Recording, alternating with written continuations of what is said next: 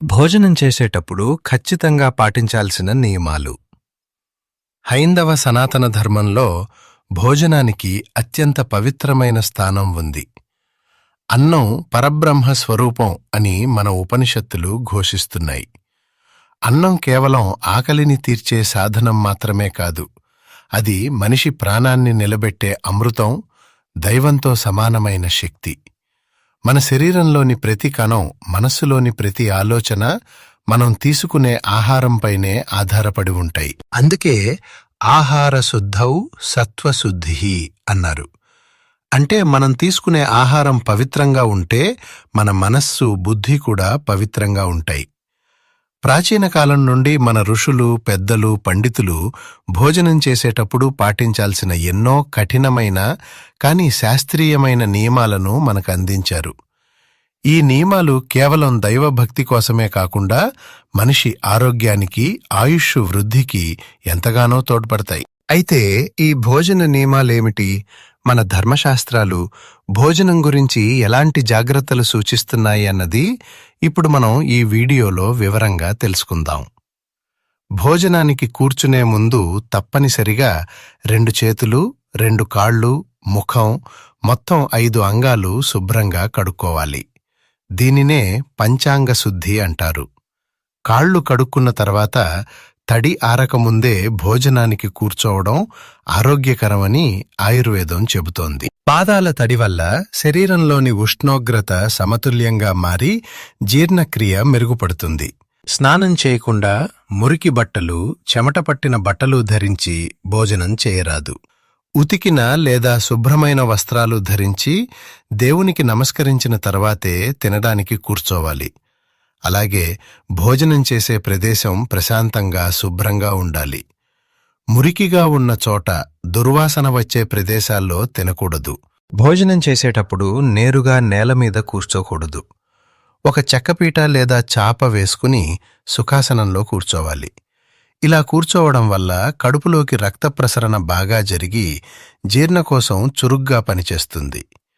నిలబడి లేదా నడుస్తూ తినడం మన శాస్త్రాల ప్రకారం నిషిద్ధం. మనం కూర్చునే దిశ మన ఆహారం యొక్క ఫలితాన్ని నిర్ణయిస్తుందని వాస్తు మరియు ధర్మశాస్త్రాలు వివరిస్తున్నాయి. తూర్పుముఖంగా కూర్చుని భోజనం చేయడం అత్యంత శ్రేష్టమైనది. ఇది ఆయుష్ను, ఆరోగ్యాన్ని పెంపొందిస్తుంది. ఉత్తర దిక్కు వైపు తిరిగి భోజనం చేయటం వల్ల సంపద, జ్ఞానం కలుగుతాయి.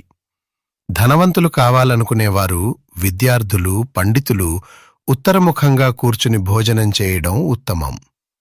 పడమర దిక్కువైపు తిరిగి తినడం వ్యాపారస్తులకు లాభదాయకం.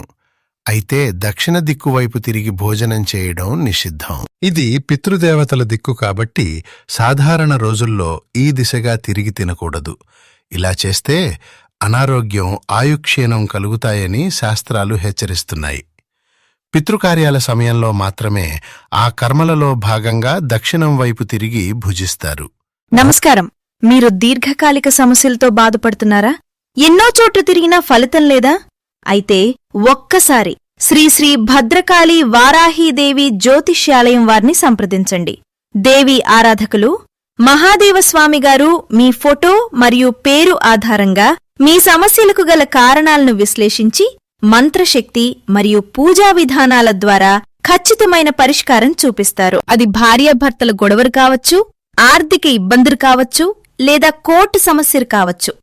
ఏదైనా సరే పరిష్కారం కోసం నమ్మకంతో ఇప్పుడే 901433938 నంబర్కు కాల్ చేయండి. మన సంప్రదాయంలో అరటి ఆకులో భోజనం చేయటం అనేది ఎంతో పవిత్రమైనది. ఆకులో వేడి అన్నం వడ్డించినప్పుడు ఆ ఆకులోని యాంటీఆక్సిడెంట్లు, పోషకాలు ఆహారంలో కలిసి మన ఆరోగ్యానికి మేలు చేస్తాయి. ఇది జీర్ణశక్తిని పెంచుతుంది. వడ్డించేటప్పుడు తినే వ్యక్తికి ఎడమవైపున ఉప్పు, పచ్చళ్ళు, నిమ్మకాయ, నంజుడు పదార్థాలు వడ్డించాలి. కుడివైపున కూరలు, వేపుళ్ళు, స్వీట్లు వడ్డించాలి. మధ్యలో అన్నం వడ్డించి దానిపై నెయ్యి వేయాలి. వడ్డించేవారు ఎప్పుడూ కుడి చేతితోటే వడ్డించాలి. అన్నం వడ్డించేటప్పుడు గరిటెకు శబ్దం రాకూడదు మరియు ప్రశాంతంగా చిరునవ్వుతో వడ్డించాలి. అన్నం వడ్డించిన వెంటనే తినేయడం జంతు లక్షణం. ముందుగా దైవానికి, పండించిన రైతుకు కృతజ్ఞతలు చెప్పాలి.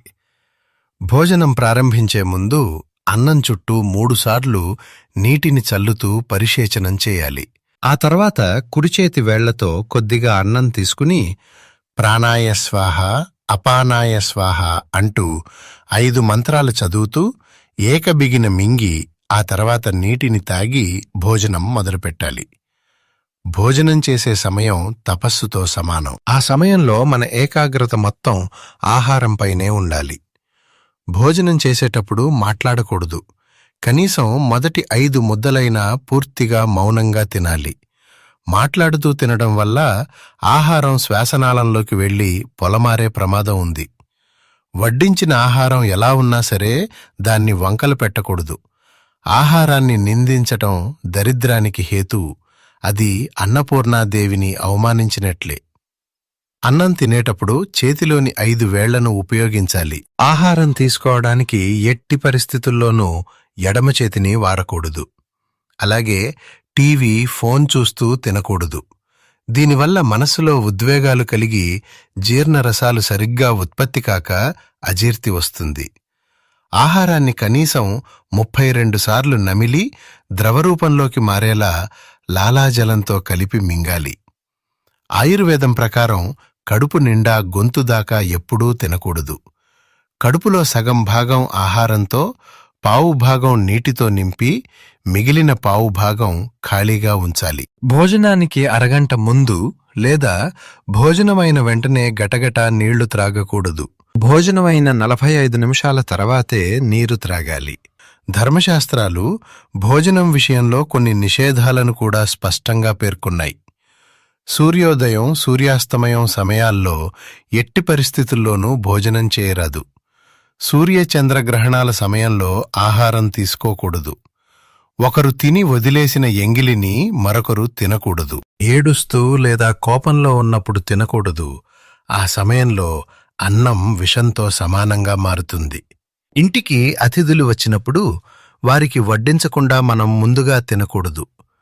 అలాగే నిలబడి తినే బఫే అలవాటు దరిద్ర లక్షణంగా శాస్త్రాలు చెబుతున్నాయి. భోజనం పూర్తయ్యాక కంచం లేదా ఆకులో వడ్డించిన అన్నాన్ని పూర్తిగా తుడిచిపెట్టుకు తినకుండా చివరికి కొద్దిగా మిగల్చాలి. పక్కనవారు ఇంకా తింటున్నప్పుడు మనం ముందే తినేసి లేచి వెళ్ళిపోకూడదు. తిన్న కంచంలోనే చేతులు కడుక్కోవడం మహాపాపం. కంచం తీసి పక్కన పెట్టి వేరే ప్రదేశంలో చేతులు, నోరు శుభ్రంగా కడుక్కోవాలి. భోజనం చేసిన వెంటనే నిద్రపోకుండా కనీసం 100 అడుగులైనా ప్రశాంతంగా నడవాలి. ఆ తర్వాతే ఎడమవైపుకు తిరిగి పడుకోవాలి. దీనివల్ల ఆహారం వేగంగా అరుగుతుంది. అన్నదాత సుఖీభవ అనేది మన భారతీయ మంత్రం. పండించిన రైతుకు, వండిన వారికి, అంతిమంగా ఈ ప్రకృతికి కృతజ్ఞతలు తెలుపుతూ భుజించడం ఒక యజ్ఞం లాంటిది. మన పురాణాలు, పండితులు సూచించిన ఈ నియమాలను మనం పాతకాలపు ఛాందస భావాలుగా కొట్టిపారేయకూడదు. ప్రతి నియమం వెనుక ఎంతో లోతైన ఆరోగ్య మరియు ఆధ్యాత్మిక రహస్యం దాగి ఉంది. ఆహారాన్ని గౌరవించడం నేర్చుకుంటే అది మన ఆరోగ్యాన్ని, ఆయుష్ను కాపాడుతుంది. ఈ వీడియో ద్వారా భోజన నియమాల గురించి మీకు మంచి అవగాహన వచ్చిందని భావిస్తున్నాము. ఈ వీడియో మీకు నచ్చినట్లయితే తప్పకుండా లైక్ చేయండి, మీ బంధుమిత్రులందరికీ షేర్ చేయండి. మరిన్ని ఆసక్తికరమైన ఆధ్యాత్మిక మరియు ధార్మిక విషయాల కోసం మా ఛానల్ను సబ్స్క్రైబ్ చేసుకోండి. అలాగే మీ అభిప్రాయాలను కింద కామెంట్ రూపంలో తెలియజేయండి.